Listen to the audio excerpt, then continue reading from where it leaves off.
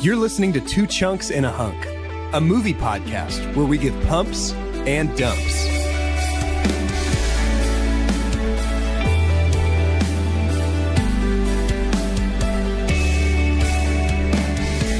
Well, hello and welcome to Two Chunks and a Hunk. My name is Jordan Wonders, and I am your hunk.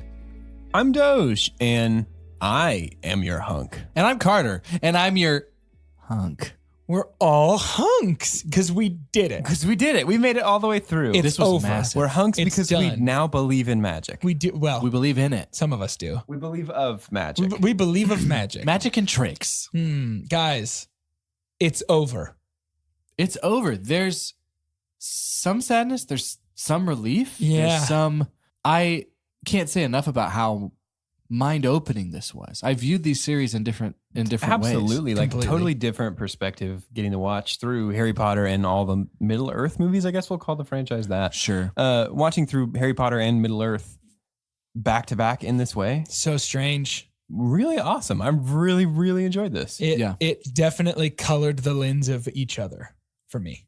Yeah, you're saying like impossible not to compare? Yeah. Yeah. It really I totally was. get that. I get that In a too. lot of different ways, it really was. And while I do feel the weight of magic off of my shoulders and the weight of Jingle Bells on them, I am So many bells. missing already these worlds of magic, I think. Yeah, this has been an interesting thing for us to do because this is, I mean, aside from MCU, I guess, but this is the first time that the current iteration of our podcast has watched like, hey, these are stories that mean a lot to us and are very important to us. Yeah, and we right. take these very seriously. So maybe we've been a little light on goofs and a little heavy on, no, you have to understand the magic is real. It's inside you the whole time. But Yeah. these are important to us. And Yeah. I think that's a cool thing that we've Yeah. gotten to do. And don't get me wrong, I'm ready to get back to the silly goosies, but we have to wrap this up now. We sure do. So anybody have any suggestions? I've got an idea for how we can wrap this up. Yeah. So before we began to believe in magic, even slightly, we believed in cars, We did. and that was sort of our bread and our butter. Correct. When we were transitioning from cars to magic, we selected each of us a road trip companion from each of these franchises, Right. to go on a cross country road trip with us. Do you guys remember who you picked? I do. I do too. Okay. Let's go around the table. Jordan, we'll start with you, then Carter, then me. We'll say who we selected at first, and then has your opinion of those characters changed? Would you pick somebody different now? So Jordan, why don't you go and start? I chose Samwise Gamgee and Sirius Black, and I would stay the same. I stand by my answer. Yeah. I think that they would both be wonderful road trip companions, both in emotional and battle support. I chose Hagrid and Treebeard. Okay. Here's the thing. Can you imagine how fascinated Hagrid would be with Treebeard? Right. That I think that's maybe what it came from, and it just seemed shape-wise funny. Yeah. It just looked funny. Treebeard would be a snooze fest. Yeah. So I'm not going to take him anymore, though I wish there was another hypothetical to where I could just have them meet each other. I would still hold on to that. Like, just to where it's like We can say that Hagrid brings your Harry Potter character and Treebeard brings your Middle Earth character to the airport to meet you, Okay. where you guys are flying and then renting a car. Okay, perfect. Yeah. So they still meet each other. That's great. I wish, can we say that the Weasley twins are one character? Oh, that's Yeah, tough. that's fine. That's fine. It seems like. Hey, guess what? It's our podcast. We could do whatever we want. I'm gonna say yes, Carter. You can Okay, do that. then if we can do that, because I got my foot in that door, can we also say that Merry and Pippin are one character? Sure. Oh, feels what a like road even trip. more of a stretch. Guys, how fun would that road trip be? That would be the best road trip in the Merry whole world. Pippin I'm gonna say and that- George and Ron Weasley? That road trip sounds like a nightmare. You're gonna run out of gas so fast. I think I'd have fun. We could probably die, but it would. You be- would die. for that 2 minutes of it being perfect. It would be worth it. I chose Legolas and Harry Potter. And I insulted both of them because I said I would get tired of driving and I would tell Legolas only a really strong elf can drive this car and he would do it. And I would say to Harry Potter, only somebody brave can drive this car and he would do it. I love that. And I realized that says more about me than it does about these characters. You just don't like driving long distances. I think it just means that I'm a jerk. So I think I would totally leave those guys behind. I would take Sam and Ron with me because I really think I needed to be surrounded by good influences. By some redhead homies. By good influences who would tell me how to be a good friend. Yeah. And maybe the three of us could start a podcast. Me and two of my two new friends. Why would My better friends start a podcast where we review episodes of this podcast. Hey, Carter, can you hear me right now? yeah? I wonder if When he does something, oh, go ahead. does it hurt you the way that it hurts me? Yeah, when for he does sure. this? Because when he says that, I'm just wondering what madness drove him in there. Well, I don't have a good way to end this part, so Carter, here's I the believe next that part. you had something that. Yeah, let's just fully segment the episode just like that. It's a new podcasting strategy I'm trying where I don't really care how things end. If I just, Completely as part long the as I curtain. announce that they're over, that means they end well. Sure. This part's over. Here's the next part, Carter. I believe that you said that you had something you wanted to discuss. Right. I have a list for you of some characters that would not even cross our minds to take on a road trip. I'm always, and I've mentioned it before, I'm fascinated with villains. Maybe that's why Silence of the Lambs is my favorite movie of all time, because I think the layers to, the layers to Lecter is crazy. And anyways, the villains make the movie and they make the franchise. So I've got a list of the top 5, and this was in my opinion. I think it's because it's a movie podcast, it's how they were portrayed. And so I have the top 5 villains of Do You Believe in Magic? Okay. And we'll start from 5 to 1. Yeah. And I can have some stuff to back it up for you guys if you need it. You can decide if you agree. We're not trying to all make our own top 5. But I'd love your opinions on this. Okay. Okay. Number 5 for me is Sauron. Okay. He is the number 5 villain because I think not necessarily changed the narrative, but the story would have changed a lot if he had simply just decided to do what he was supposed to do from the beginning to protect Middle Earth. Okay. Yeah. Because there was an allusion to the fact that, especially with the White Council, I mean, he's up there with Galadriel and Elrond and stuff. If he had been a good guy, Things would have been different. but then he heads up and essentially becomes the lackey, the number 1 henchman to Sauron. I will tell you that I did make my own top 5, and he is also my number 5. Okay, great. So Sauron is my number 5. Okay. Number 4 for me, because I've been bunching up all sorts of stuff with the Weasleys and Merry and Pippin, I'm going to call number 4 the faceless ones. Dementors and Ringwraiths are number 4 for me. Okay. Just because I love how creative it was on both sides. That somehow they're kind of blank slates, but they're not. Like, they have an emotion. It's one emotion. They're kind of static, but in a way that's terrifying. Yeah. Number 3 for me is Voldemort. He is also my number 3. And it's because Ralph Fiennes does such a good job with this performance. And again, Christopher Lee does a good job too with Sauron. That's part of the whole thing. I think Voldemort is terrifying. I think he's gross. I think I want nothing to do with him. I would never have a figure or a poster of him. I wouldn't own it because I hate him so much. Yep. Yeah. Number 2 for me is the One Ring. Okay. I'm counting the ring As a villain. as a villain. Okay. It's creative influence through literature as being an object, but not being an object. Yeah. The fact that it has a mind, and you could almost package up Sauron in this because it is bound to eventually get back. It feels like an inspiration for Horcruxes. Yes. My number 1 villain in all of the Do You Believe in Magic series is Dolores Umbridge. Okay. In portrayal and she's so awful. I have a small snippet of like an article for you, not necessarily an article, because Mariah, who I'd mentioned before, is kind of like my Potterhead friend, feels the same way. And she kind of went on this rabbit trail of like, why do I hate? And then she found other people that are like, I hate Dolores more than Voldemort. In the series, I hate Umbridge more than Voldemort. And so I'll read you a quick snippet on this, okay? So this one girl who's actually very literate and wrote this awesome review on why. So she said, I tried to explain my hatred of Umbridge isn't that she's full of traditionally feminine attributes. It's that she's lawful evil. Okay, and so lawful evil is something Like a taken D&D from Dungeons alignment. and Dragons. Yeah. Yeah. If you did an alignment chart, no one would represent lawful evil more than Umbridge. I don't think there's ever been a character that better sums up lawful evil. And to me, lawful evil is the most terrifying and disturbing evil that there is. To me, lawful evil is the stuff that gets thousands of people killed while the person responsible walks away feeling like they did their duty. Yeah. That's good. Evil forces like Bellatrix and Voldemort are fairy tales. They're the bad guys a good guy can chase away with a sword or a wand. Umbridge is the evil that really does lurk in the hearts of men and women. The realness, the plausibility of it makes her amazingly uncomfortable.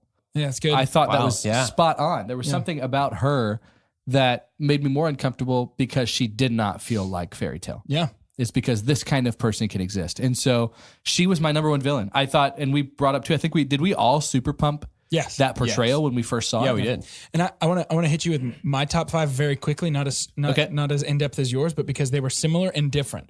Number 5, Saruman, easy. Number 4, Lucius Malfoy.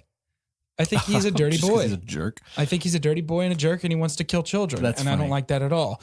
Number 3 for me is also Voldemort. Okay. Number 2 is Dolores Umbridge. Yeah, she's high. Number 1 for me is Gollum. Gollum, I understand, plays both sides, and I understand that he is in some ways an unwilling participant, but he is, in the same way that the ring for you is the embodiment of evil, he is the embodiment of the ring's evil for me. He is Oh, that's what good. can happen when you let yourself fully succumb to that evil. And so Gollum is the most menacing force in any of these movies for Is me. Gollum Snape? Are they the same kind of story? I don't think so. No, I don't think so. Is Snape's ring jealousy? I think Snape is almost anti-Gollum, Okay. where the thing he held on to caused him to do the right thing. That's interesting.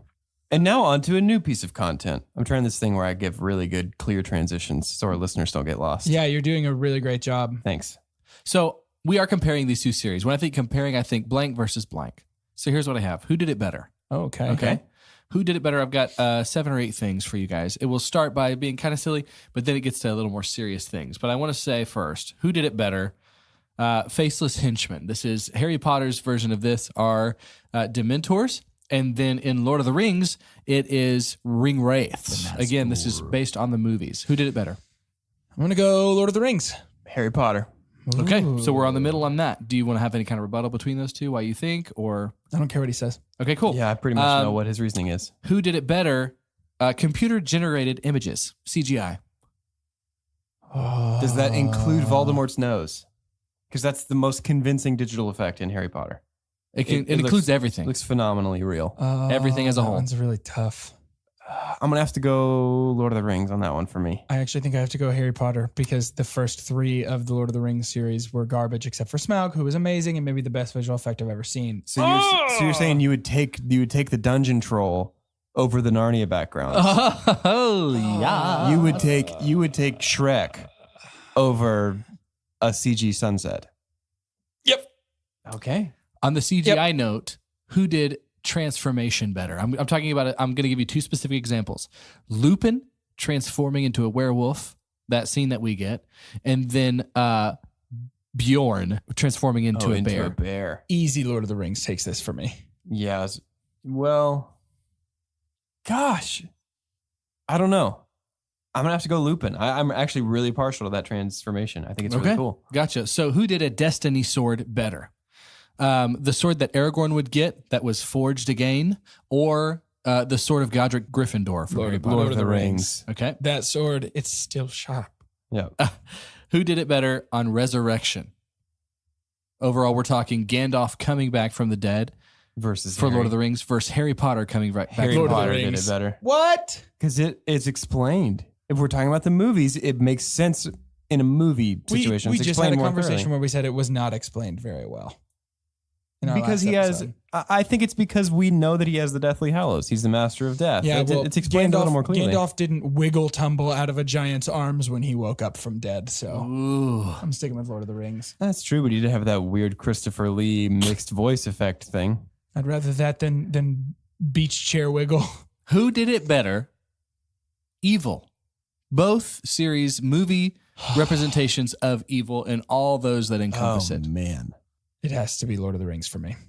I think Lord of the Rings better illustrates the kind of seductive side of evil Yeah. that entices people into Yeah. it. Okay. Yeah. I agree. Who did elves better? We're talking about the difference between house elves and elves from Lord of the Rings. Lord of the Rings. Okay. Because that's the archetype. Yeah. That's the archetype that other fantasy, that's the archetype that Rowling is bucking whenever she writes house elves. Here's one that's not as easy. Wizards. Who does wizards better? Harry Potter or Lord of the Rings? I'm going to go Harry Potter because we go so in depth. I think Harry Potter because while not adequately explained, it is explained even a little. And Lord of the Rings is not. We don't really understand what magic is. Yep. In Lord of the Rings. Okay. That's it. That was... I'm still Gandalf over Dumbledore, though. Who did it right? Yeah, if they were fighting, we should have had a battle royale. Oh, that's a whole podcast episode by itself. Gandalf beats Dumbledore for sure. Yeah. Dumbledore's not a flaming fire demon from hell, so. Okay, here's that transition we were talking about earlier. This part is over. Oh gosh, can this not be a bit? I hate this so much. The final question that I want us to answer is Desert Island. If you could only bring the entire Harry Potter movie series or the entire Middle-earth movie series, and I mean all of them, which one would you bring? Dang. Yeah. Just the movies. Just the movies, no books. Dang. So I'll start with sort of my closing thoughts, and they're this. I have loved both of these series so much. Watching them has been a blast. I feel like they both have their highs and they both have their lows. The first half of the Middle-earth series is trash. I mean, the Hobbit movies were rough to get through. Right. And they finally pay off when you get to the real Lord of the Rings trilogy, which of course I love, but Harry Potter remains fairly strong all the way through. Great characters, the soundtracks to both. I mean, seriously, so much fun to talk about and so much fun to watch. And so that's why my Desert Island decision is very difficult for me, but I actually think I'm going to go with Harry Potter. Yeah. Because if I have to bring 6 to 8 movies, I'd rather want to watch over half of them. I'm going to tell you why it's not Harry Potter for me. Reason number one is I really can't do that much Daniel Radcliffe again. That's fair. Because he really did have such a big influence on that series for me. And my next comment might show you that I do feel like collectively those movies were probably better. Because what I'm going to do is, so are these movies VHS? Can mine be VHS? Sure. Okay, I'm going to kind of tear apart the Hobbit movies as like kindling. To survive, I want to have the film as maybe something as a binding. I think there's the most useful way to exactly. enjoy I think these there's a movies. good way to be creative with that, and then save the last 3 to watch. Sure. But the others will be torn apart to use to survive. Okay. Because I would die faster if I watched them than if I burned them. Sure. Physically. Of course. Yeah. I think I'm gonna have to go with Harry Potter as well. And for pretty much the exact reasons that you said. I hate 50% of the Middle-earth movies. One of them might be the worst movie we've ever watched for this podcast. I think Battle of the Five Armies holds a special place far below things like Suicide Squad and Justice League. Now that's an outrageous thing that you just said. I find no redeeming qualities in Battle of the Five Armies. Find one in Suicide Squad. Oh yeah, it was your favorite movie of all Yeah, time. no, that's what I'm saying. Like the entire movie is my Facebook cover page. I just removed the audio. Yeah, I don't know. I'm definitely going to take Harry Potter. If for no other reason than there's more of them, there's more screen time. So I have to repeat them less often, and I'll be driven to insanity even slower. That's fair. That's definitely fair. Hey everyone, thanks for listening to our series wrap for Do You Believe in Magic? Before we end the episode, we wanted to read an email that we got from Vince Kelly. We recorded this episode early because of the Thanksgiving holidays, but Vince emailed this to us just in time for us to record it and get it out now. And it's a pretty great comparison between the worlds of Hogwarts and of Middle-earth. Vince wrote into us and he said it so well that we're just going to read it in his words. Vince says, I spoke with Carter about this one morning at coffee, and he told me I should write these thoughts down and send them. Specifically, thoughts around comparing the universes of Harry Potter and Middle-earth, and how it may be regressive to do so. I'm in no way arguing that J.K. Rowling is as prolific an author as Tolkien was. The ways in which they wrote were fundamentally different, and Tolkien's work can be considered capital L literature on many accounts. Rowling's work in Harry Potter still had, heads up, opinion coming in as big an impact on the world, though. And therefore, her books will live on in a very similar way. They may not be studied by English majors, but I believe the books will live on and will shape fantasy writers for years and years. Different audiences and different methods of writing, but similar effects on the world. Regarding their universes, Tolkien's world building is insanely detailed. We have races, sub-races, languages, dialects, thought-out regions, flora and fauna, religions, and histories. As a linguist himself, these things interested him. It's how he made Middle-earth feel real. But Middle-earth didn't exist. Sure, we had swords, bows, and horses, but everything else he was writing was in a completely fabricated setting. This required descriptors to get our brains to Middle-earth. But Rowling didn't have to do this. Rowling wrote a book in a modern setting, in a world that existed. She set much of it in London or in the countryside a train's ride away. We had vehicles, houses that we recognized, trains, jeans, glasses, coffee, and school. She took a world that we were comfortable with and augmented it. She said it's like school, but magic.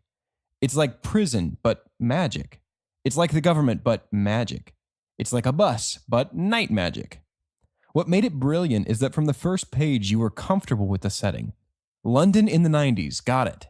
And then she twists it, adding rooms, allies, and wizards, not in a new world, but in ours. I hope some of that made sense. Again, not arguing who's a better writer, but to put Middle-earth against Hogwarts is not apples to apples in my brain.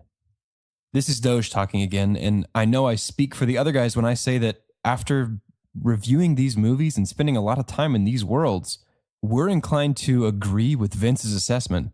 It's not apples to apples in our eyes either. And I hope we've made some of that pretty clear throughout our reviews of these movies, and I hope we made it clear in our Do You Believe in Magic series wrap. So again, thanks for listening, thanks for watching with us, and we hope you've had a magical time. Well, now that Do You Believe in Magic is dead and buried in a stone grave on an island outside of Hogwarts, it's time for us to move forward in time to the Christmas season. Let's take the podcast beacon and shoot it into the sky while we scream. I'm not going to do it. Dang. So if you listen, I wish. if you listen to either of our last two episodes, you will know that we are... Not the last one. We forgot to say it. We did. As we shed the skin that is Do You Believe in Magic? Matilda Bagshot. Yeah. What? Gross. How Nagini comes You're out of her dead gross. body. You're nasty. Come out of their body. It's time for us to begin anew. And new what, you ask? A new series that we have decided to call Deck the Hallmarks. Yes. Two Chunks and a Hunk presents Southern Living presents 3 of the top Hallmark Channel original Christmas movies of all time.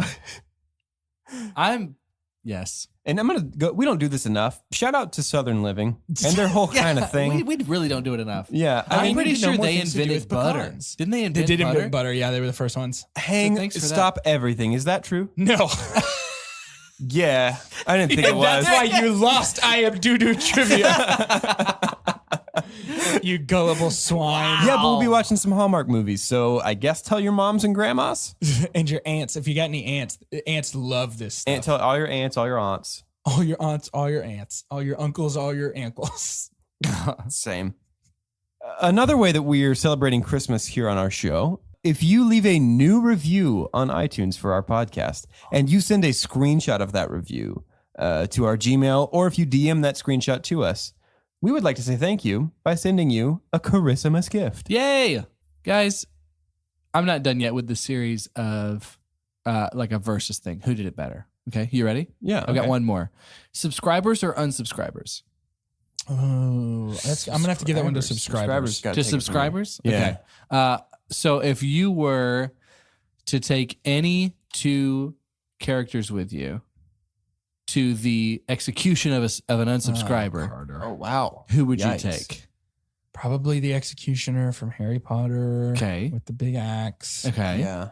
And then probably Denethor because he would build a funeral pyre. Gotcha. I would take Hagrid for sure Okay. because he seems to have a good grip to rip throats out. Wow. Goodness. And then I would also take the little pixie guys from Harry Potter. Remember Yeah. those that are like, whoo, they 2 go- Harry Potter characters. yeah, I would take those because it seemed like they like to watch pain as I rip the throat out. Oh, of an you're the Oh, you're executioner. doing dual throat Okay. rips. right. Good. The second one, I'm just bringing an audience. If Carter hasn't killed you, please subscribe Please subscribe. so he won't kill you. He's on a rampage. It's atrocious. In honor of our new Deck the Hallmarks series coming in December, I think it's best if we sign off from this final Do You Believe in Magic episode with a fake name of a fake Hallmark movie that we think Okay. could be real. Some made up ones. So for 2 chunks and a hunk, I'm Jordan Wonders from An Orthodontist for Christmas. I'm Doge, and you probably have seen me in The Christmas Farmer's Wife. And I'm Carter. And if you'll remember, last year I was in Is My Real Dad Under the Tree?